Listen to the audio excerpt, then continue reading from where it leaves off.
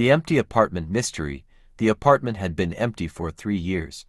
So who turned the lights on every night? Everyone in Maple Heights' new apartment for B. The windows were always shut.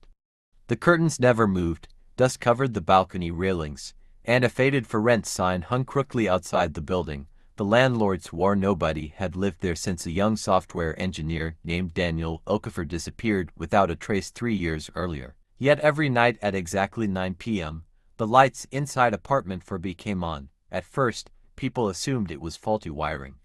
Then they noticed something stranger. A shadow would slowly walk past the living room window. 24-year-old investigative journalist Sarah Benson had heard the rumors, but dismissed them as another urban legend. Until one rainy evening, she was interviewing an elderly resident when the old woman suddenly froze. "There," she whispered, pointing toward apartment 4B. Sarah looked up. The lights had just switched on. Seconds later, a tall shadow crossed the curtains. "But nobody lives there," Sarah murmured. The old woman shook her head. "They never believe it until they see it."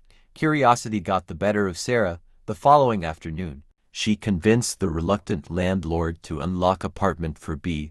The door creaked open. A wave of stale air rolled out. Everything inside was frozen in time. A cup of coffee sat on the table, now filled with dried residue. A laptop rested on the desk, covered in dust. The calendar still displayed the date. Daniel vanished. Nothing appeared stolen, nothing appeared disturbed. It was as though someone had simply stood up and vanished into thin air. That night, Sarah hid inside the apartment with her camera. 9 p.m.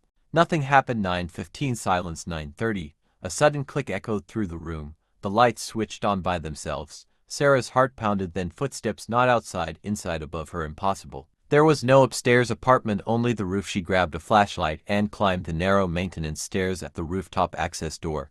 She heard voices. 2 men, one said quietly. "She came," the other replied. Just like the others, Sarah's blood ran cold. Before she could retreat, the door swung open.